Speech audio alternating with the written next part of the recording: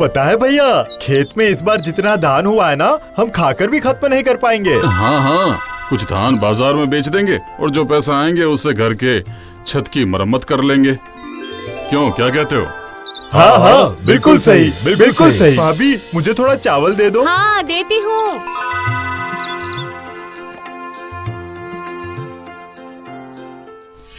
जोगेश्वर गांव में रहते थे 5 भाई और उनकी 5 बीवियां। सारे भाई और उनकी बीवियों में इतना मेल जोल था कि गांव के लोग अचंभित हो जाते थे। लेकिन एक दिन, ये देखो, तुम्हारे लिए क्या लाया हूँ। दिखाओ दिखाओ, क्या लेकर आए हो?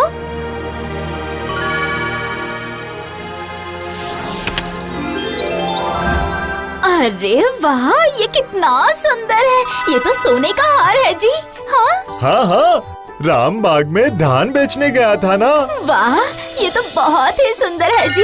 रुको रुको, भाभीयों को दिखा कर आती हूँ, ठीक है? बस खुशहाल परिवार में सोने का हार जैसे आग बबूला होकर बरस पड़ा।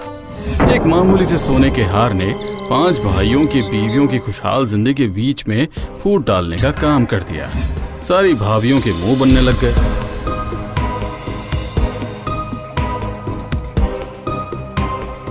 सुनो, जरा मुझे चाय ला कर दोगी? नहीं दे सकती। ये क्या, इस तरह से क्यों बात कर रही हो मुझसे? इतने दिन आप लोगों की हर बात मानी है, पर अब से हम बात करेंगे।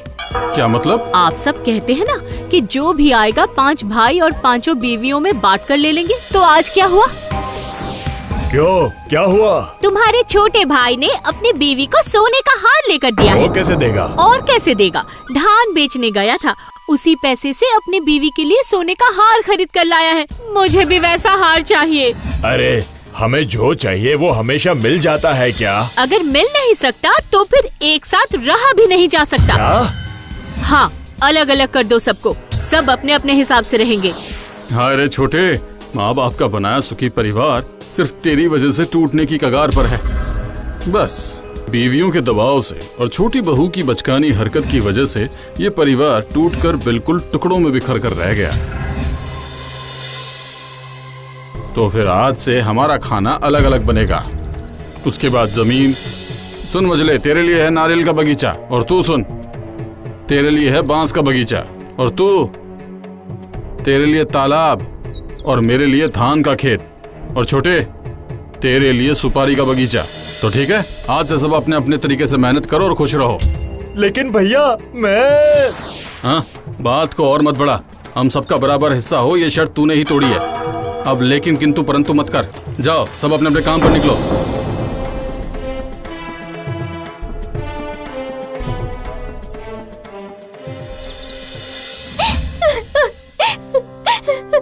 अरे रो मत, चुप हो जाओ। आपने ऐसा क्यों किया? आप कुछ बोले क्यों नहीं? तुम्हें सबको दिखाने की क्या जरूरत थी? क्या कह रहे हैं आप? नया गहना था, भाभीयों को नहीं दिखाती क्या? मैंने तो खुशी से दिखाया। अब खुशी से नाचते हुए उस सुपारी बगीचे से कैसे अपना घर चलाऊंगा, ये सोचो तुम। हम कैसे भी करके अपना घर चला लेंगे, पर हमारे बीच कितना प्यार था, अब उसका क्या होगा जी, बताइए आप। नहीं नहीं, ये सही नहीं है, ये सही नहीं है। कुछ ना कुछ करना ही होगा, कुछ तो करना ही होगा। क्या करोगी? कुछ ऐसा कीजिए ताकि हम सब फिर से एक साथ रह पाए। सुनिए, इसने हमें अलग किया है ना, अब यही हम सबको एक कर देगा। मतलब? सुनिए, इसे बेचकर जो पैसे मिलेंगे उसे हम सब... इसके बाद हम सुन नहीं सकते, समझ नहीं सकते कि छोटी बहू के दिमाग में आखिर क्या चल रहा है। अगले दिन सुबह छोटा भाई जाकर सुनार के दुकान में हाजिर हो जाता है।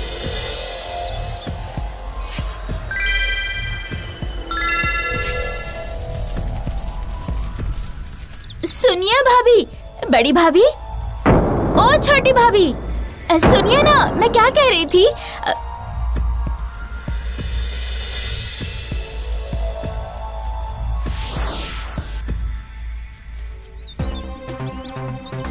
छी छी छी, सिर्फ मेरी वजह से ये सब हुआ है।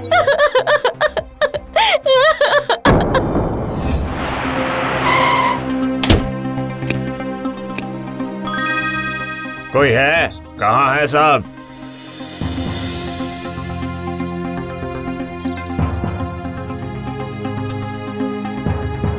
आप कौन? मैं बिजनेसमैन हूँ, श्यामलाल। और आपको तो पहले कभी नहीं देखा। मैं दूसरे गांव में रहता हूँ, इस गांव में कारोबार करने के लिए आया हूँ। कैसा कारोबार?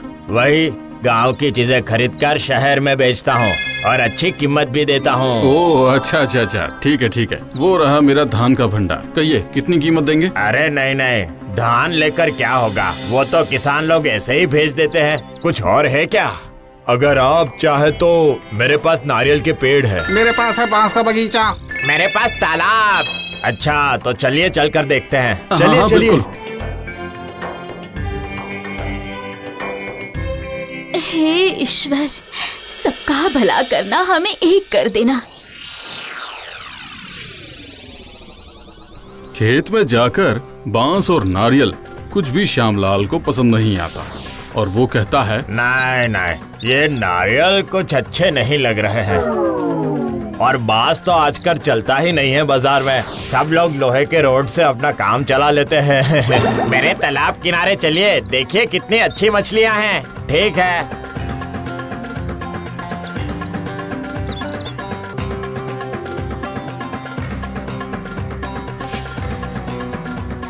तालाब देखकर श्यामलाल कहता है, अरे नहीं, लोग आजकल सेहत को लेकर बहुत सतर्क हैं। उनको अच्छी मछलियां ही चाहिए। ये सारी मछलियां नहीं खाते और फिर कीमत भी नहीं मिलती आजकल। अचानक श्यामलाल की नजर पड़ती है छोटे भाई के सुपारी के बगीचे की ओर। ये क्या? वो किसका बगीचा है? वो तो इसका सुपारी का बगीचा है।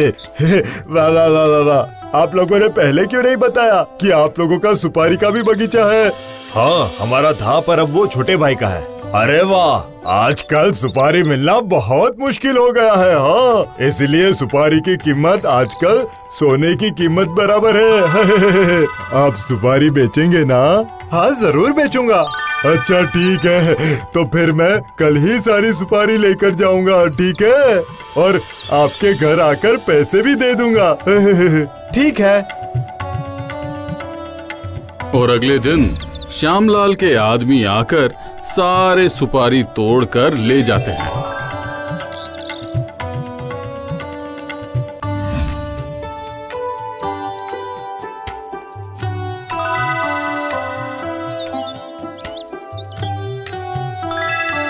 देखो देखो, किस्मत देखो छोटे की।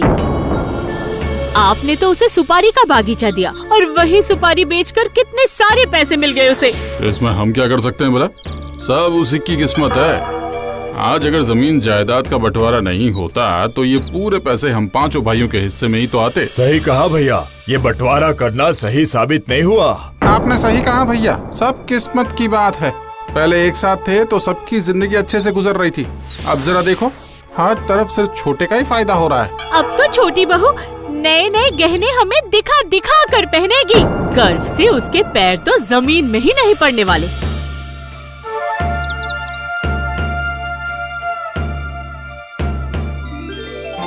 ये क्या? तू ये पैसे मुझे क्यों दे रहा है? ये तो हम सबके पैसे हैं भैया, सिर्फ मेरे नहीं है। मतलब तू हम पर दया कर रहा है क्या? नहीं भैया, घर का बंटवारा हुआ तो क्या हुआ, अब सुपारी के पैसे मिले हैं तो सबके बीच में बंट रहे हैं। इसके बाद धान, तालाब की मछली, बांस या फिर नारियल, जो भी बिकेगा आपस में बांट लेंगे। वो भी अगर आप लोग बांटना चाहो तो, नहीं तो मत बांटिएगा। तेरी बीवी के लिए हार लाया, इस वजह से बंटवारा किया, ऐसा नहीं है। भैया, क्या मैं एक बात कहूँ? क्या?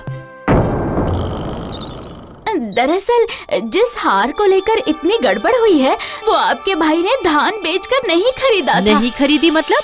हाँ, मतलब आराम बाग में धान बेचने गए थे ना आपके भाई, वहाँ पर मेरे पिताजी ने उन्हें वो हार मेरे लिए दिया था। ये खरीद कर नहीं लाए थे। क्या?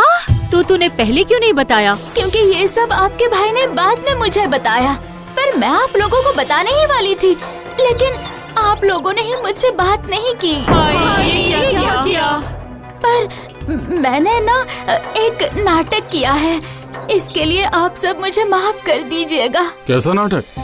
आपके भाई ने उस हार को बेच दिया और मेरे मायके, वही श्यामलाल जी है ना, उन्हें एडवांस पैसे देकर आए थे ताकि वो सुपारी बेचकर बहुत से पैसे दे दे और वो पैसे मैं आप सबके हाथों में रख पाऊं। मैं सच कह रही हूँ भैया। एक मामूली से हार ने इस तरह से हमें अलग कैसे कर दिया?